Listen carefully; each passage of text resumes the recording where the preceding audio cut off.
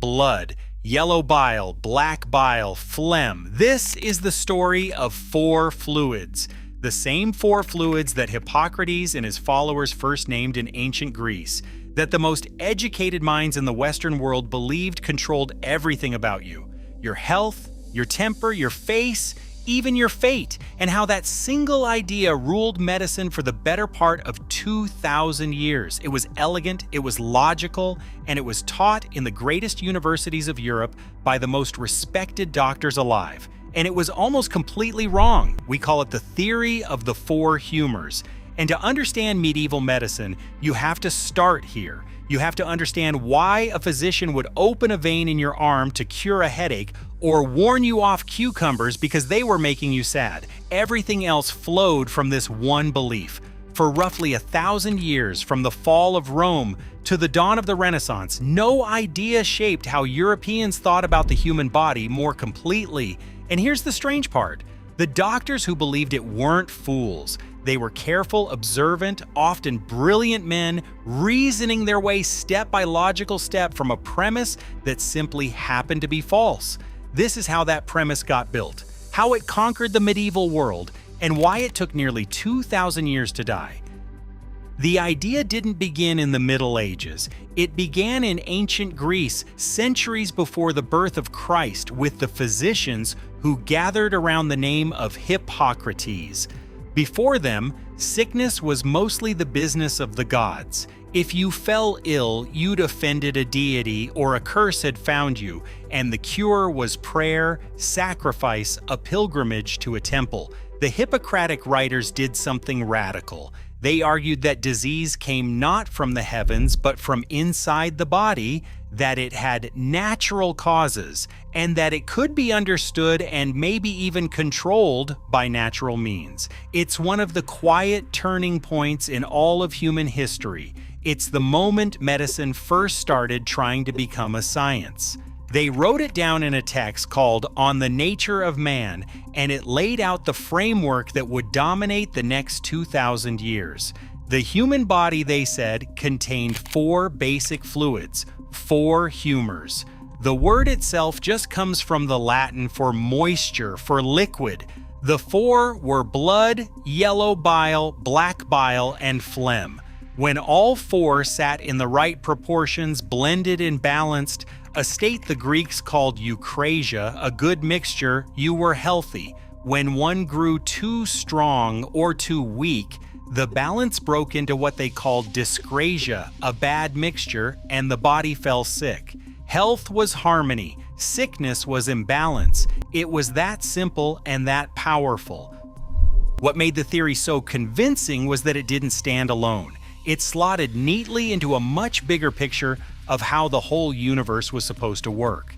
Greek philosophers already believed the physical world was built from four elements: earth, water, air, and fire. Each element carried two of four basic qualities: hot, cold, wet, and dry. Fire was hot and dry. Water was cold and wet. And the four humors fit this scheme like they had been designed for it. Blood was hot and wet, like air. Yellow bile was hot and dry, like fire. Black bile was cold and dry, like earth. Phlegm was cold and wet, like water. The body, in other words, was a small mirror of the cosmos. The same forces that turn the seasons and move the stars were thought to move through your veins. To a Greek mind, and later to a medieval one, that symmetry didn't just feel true, it felt beautiful. And in the history of bad ideas, beauty is a dangerous thing.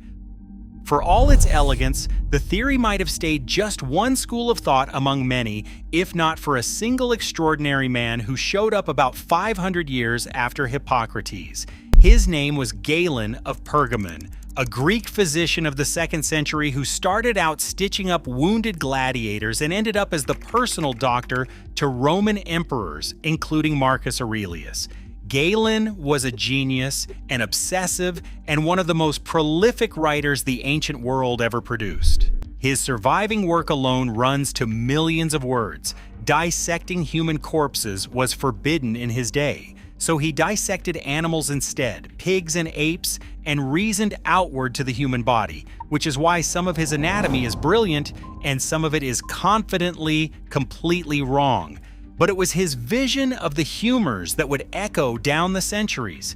Galen took that rough, Hippocratic idea and built it into a vast, interlocking system that seemed to explain everything about the body and the mind. He tied each humor not just to an element and a season, but to a stage of life, an organ, and most important of all, to personality itself. A person with plenty of blood was sanguine, warm, cheerful, hopeful, sociable. Too much yellow bile made you choleric, fierce, ambitious, quick to anger. Too much black bile turned you melancholic, thoughtful, withdrawn, prone to sadness. And a surplus of phlegm made you phlegmatic, calm, slow, steady, hard to rattle. Your dominant humor was your temperament. It was written into the chemistry of your body, and you could see it in how you behaved. Even the word complexion, which today just means the surface of your skin, originally pointed at something much deeper, the particular blend of humors that made you who you were. That was the master stroke. Galen had produced a single theory that fused physics, biology, psychology, and medicine into one seamless whole. And because he wrote so much, argued so forcefully, and got so many of the things he could actually observe right, his authority became almost absolute. For the next 14 centuries, contradicting Galen was, for most physicians, very nearly unthinkable. His word got treated less like a hypothesis to be tested and more like scripture to be obeyed. Medicine didn't just accept the four humors, it froze around them. So let's look at the four humors themselves, exactly the way a medieval physician would have understood them, because this is the machinery sitting at the heart of all medieval medicine. First, blood. The sanguine humor, hot and wet, governed by the liver, tied to spring and to childhood, to air and to the color red. Blood was, in a sense, the noblest of the four, the humor of vitality and life itself. A ruddy, energetic, optimistic person was thought to be rich in it, but too much blood was dangerous. It could overheat the body and bring on fevers, swellings, inflammations, a kind of feverish excess, which is exactly why, as we're about to see, the single most popular remedy of the whole era was built to drain it away. Second, yellow bile, choler, hot and dry, like fire, seated in the gallbladder, tied to summer and the prime of adult life. This was the humor of heat and aggression. The choleric man was driven, sharp, and easily provoked. Too much of it brought fevers, restlessness, rage, and a yellowing of the skin, which is, to be fair, a real symptom of liver and gallbladder disease. Every so often, the theory brushed up against something true, and those accidental hits helped keep the whole structure standing. Third, black bile, melancholy. This is the strange one. Black bile was cold and dry, like earth, linked to autumn, to old age, to the spleen, and to sadness. The melancholic person was pensive, solitary, intellectual, and gloomy. The problem is that black bile doesn't exist. There's no such fluid anywhere in the human body. Physicians most likely invented it to complete the symmetry of their system, since four elements demanded four humors, and then went looking for it, finding it in dark, clotted blood or in the blackened stool of internal bleeding. An entire category of human suffering, what we'd now call depression, got built on a substance that was never there, and yet the word outlived the idea. When we call someone melancholy today, we're still, without realizing it, speaking the language of the four humors. Fourth and last, phlegm. Cold and wet, like water, tied to winter and old age, seated in the brain and the lungs. Phlegm was the sluggish humor. The phlegmatic person was placid, dull, unemotional, slow to act, and slow to anger. Too much of it brought the colds, the coughs, the heavy congestion anyone who's been sick in winter would recognize in a second. It's the one humor whose name we still use for almost exactly the thing it was meant to describe. Health in this system had a name. Eucrasia, a good mixture. Illness had a name too. Diescrasia, a bad mixture. and the entire job of the physician was to read that mixture, find what had gone wrong, and put it right. So how did a medieval doctor read something as invisible as the balance of fluids inside a living body? This is where medieval medicine starts to look, to modern eyes, genuinely bizarre, and yet inside its own logic, it was remarkably methodical. He started with you. Your age, your sex, the season, the climate, your trade, your habits, your natural temperament, all of it told him which humors you leaned toward and which way your balance was likely to tip. A young man in high summer was already hot and dry, so push him further and he'd burn. An old woman in the depths of winter was cold and wet, and her danger ran the opposite way. The physician wasn't really treating a disease, he was treating a person, a unique balance that needed tuning. Then he turned to the signs. He took your pulse. He studied your skin, your eyes, the way you carried yourself. And above all, he examined your urine. The flask of urine, the matula as physicians called it, held up to the light and swirled and studied for its color, its cloudiness, its sediment, and on rare and infamous occasions its taste, was the single most important diagnostic tool a medieval physician owned. There were elaborate painted wheels matching exact shades of urine to specific imbalances and diseases, so the color of what your body pushed out became a window onto the humors working deep inside you. To us, it can look like guesswork dressed up in the robes of science. To them, it was the disciplined reading of a fluid that came straight from the body's hidden interior. And then there were the stars. A lot of physicians believed the heavens governed the humors directly, that the moon and the planets tugged on the body's fluids the same way the moon hauls the tides. The position of the sun and moon among the signs of the zodiac could decide the safest day for a treatment, and which part of the body it was dangerous to touch.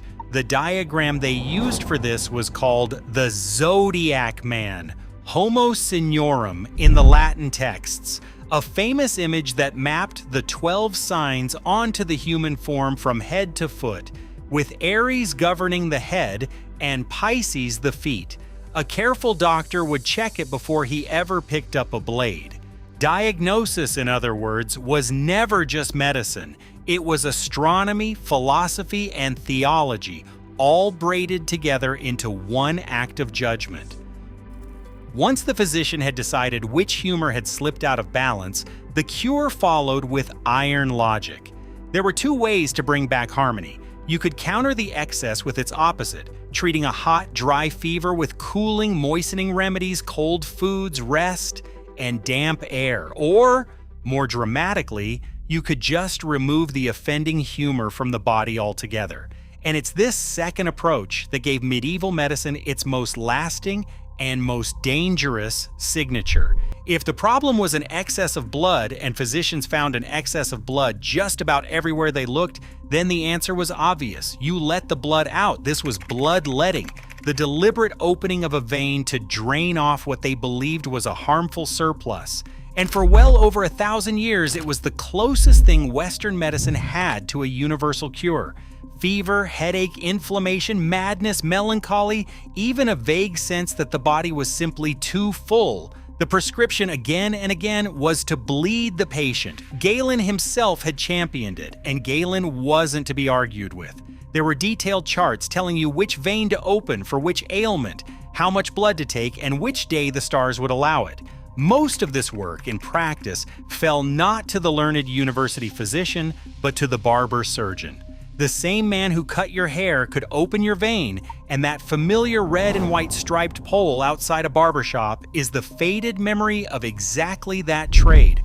Red for the blood and white for the bandages wound around your arm afterward. Barber surgeons were organized into their own guilds. In England, the Company of Barber Surgeons was formally established by the mid-16th century, which tells you how central the practice was to everyday medical life. When a gentler or more localized effect was wanted, the practitioner reached for leeches. Leech therapy, the careful placing of blood-sucking worms to draw blood from one precise spot, counted as a refined and respectable tool rather than a crude one, and demand for medicinal leeches would eventually swell into an entire industry, with the creatures farmed, traded, and shipped across Europe. Cupping and scarification filled out the kit. The aim never changed. Pull the excess out and let balance come back. For the other humors, there were other doors out of the body. Purges and laxatives flushed the bowels. Emetics forced vomiting. Diuretics and deliberate sweating drove fluid out through the skin and the urine. Every one of these was, in its own way, an attempt to physically subtract a humor the doctor was sure had grown too strong. And running through all of it was diet, which might be the place where the four humors ruled most quietly and most completely. Physicians talked about what they called the non-naturals, the air you breathed, your food and drink, your sleep and waking, your exercise and rest, what your body held on to and what it let go, and the passions of your soul. Manage those well, and you kept your humors balanced. Neglect them, and you invited disease. Food, most of all, got sorted by the same qualities as the body: hot or cold, wet or dry. Beef was considered dry, fish cold and moist, pepper and garlic hot. If your sickness was a cold, wet one, you ate hot, dry foods to push back against it. A melancholic soul, heavy with cold, dry black bile, got steered away from anything that would deepen it. That's why a medieval physician might genuinely tell you a certain fruit was making you ill, or that the right roast could lift your mood. He wasn't being whimsical. He was applying the same unified theory to your dinner plate that he applied to your blood. By the time this system reached the medieval West at full strength, it had traveled a long and winding road. As the Roman world fell apart, a lot of Greek medical learning survived in the monasteries, copied and guarded by monks, and in the great libraries of the Islamic world, where scholars like Avicenna absorbed Galen, refined him, extended him, and wrote encyclopedic textbooks of their own. Avicenna's masterwork, the Canon of Medicine, the Kitab al-Qanun fi al-Tib, became the most influential medical textbook in both the Islamic world and, once translated, in medieval Europe, remaining a standard teaching text in some universities into the 17th century. That knowledge flowed back into Europe in waves of translation through figures like Constantine the African at Salerno and Gerard of Cremona in Toledo. Gerard alone translated the Canon of Medicine and dozens of other Arabic scientific texts into Latin, making him one of the single most important conduits of knowledge in the entire medieval period. Until by the High Middle Ages, the theory of the four humors was being taught formally in the new universities of Salerno, Montpellier, and Paris. It wasn't one idea among many anymore. It was the bedrock of an entire profession. Few people show how deeply the humors had soaked into the medieval mind better than Hildegard von Bingen, a 12th century German abbess, visionary and composer, and one of the most remarkable medical writers of her age. Hildegard set down her understanding of the natural world and of healing in works known as Physica and Causae et Curae, laying out remedies, herbs, and explanations of sickness for her fellow nuns and the people who came to her gate for help. Hildegard didn't just parrot Galen, she wove the humoral framework together with her own theology, her own cosmology, her vivid sense of the body as part of a living, divinely ordered creation, animated by what she called the greening power of life. And yet the bones of the old system are unmistakably there. The balance of fluids, the qualities of hot and cold, wet and dry, the conviction that to heal the body you first restore its proper proportion. Even a mind as fiercely original as hers worked inside the world the four humors had built. And that's the crucial thing about how this theory ruled. It didn't just live in the lecture halls of physicians, it shaped how ordinary people understood themselves, why they felt sad, why they caught cold, why one man ran hot and another stayed cool. It told them what to eat, when to rest, how to read the weather inside their own bodies. It was less a medical doctrine than a complete portrait of human nature, and almost everyone, learned or not, lived somewhere inside it. Which brings us to the obvious question. If the four humors were wrong, if black bile never existed, if bloodletting weakened the sick far more often than it saved them, how did the theory survive for the better part of 2,000 years? The answer is that it was almost perfectly built to survive. It explained everything. Any symptom, any disease, any temperament, any failed treatment could be folded straight back into the language of balance and imbalance. If a bled patient recovered, the bleeding had worked. If he died, the imbalance had simply been too far gone or the cure had come too late. The theory could never be proven wrong by its own logic because its own logic could swallow any result at all. It was holistic. It was deeply personal since every patient's balance was unique. And just as important, it gave the physicians something to do. In a world with no antibiotics, no idea of germs, no real understanding of what actually caused disease, a system that handed you a confident diagnosis and a concrete cure was worth more, at least to the frightened and the dying, than honest uncertainty. But the cracks were always there, and in time they widened into chasms. One of the first serious voices to challenge the system from within was Paracelsus, the Swiss-German physician and alchemist of the early 16th century, who argued that disease was not a matter of internal imbalance at all, but of specific external agents attacking the body, a radical claim that pointed, however imperfectly, toward the germ theory that would come centuries later. Paracelsus was dismissed by most of the medical establishment of his day as an arrogant eccentric, but the questions he raised wouldn't go away. Then, in 1628, the English physician William Harvey showed that blood doesn't seep slowly outward to be used up by the flesh, the way Galen had taught, but circulates, driven in a closed loop by the pump of the heart. It was a quiet revolution, and it pulled hard at a thread the whole tapestry was woven from. Over the next 2 centuries, anatomists and experimenters chipped away at Galen's crumbling authority, and then in the 19th century came the discovery that finished the humors for good, the realization that disease is caused by living microorganisms, by germs far too small for the eye to see. There was no surplus of black bile. There never had been. There were bacteria, and still the humors wouldn't go quietly. Bloodletting in particular clung to medicine long after the theory underneath it had collapsed. As late as 1799, the first president of the United States, George Washington, gravely ill with a throat infection, was drained of an enormous amount of his blood in a single day by physicians who were doing exactly what their training told them to do. He died that night. We can't say for certain that the bleeding killed him. It's very hard to argue it helped. The four humors in the end outlived even the men who had quietly stopped believing in them.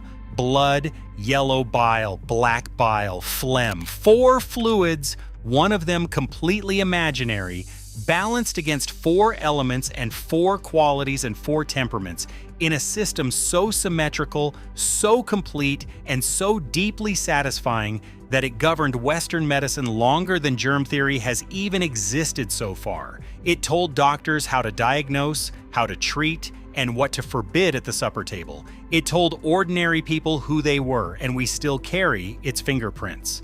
When we call someone sanguine or melancholy, choleric or phlegmatic, when we describe a person as being in good humor or full of bad blood, we're speaking the dead language of a theory that has been wrong for more than a century and a half and still refuses to fully die. That's the real lesson of the 4 humors. It isn't that medieval doctors were stupid, because they weren't. They were intelligent people reasoning carefully, patiently, from a premise that was orderly, beautiful, and false, which is a far more unsettling thing than plain ignorance.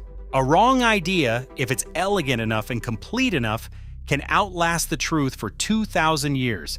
The medieval physician opening a vein by candlelight to rebalance a fluid that wasn't even there wasn't practicing nonsense. He was practicing the most respected science of his world, and that might be the most bizarre part of this whole strange story.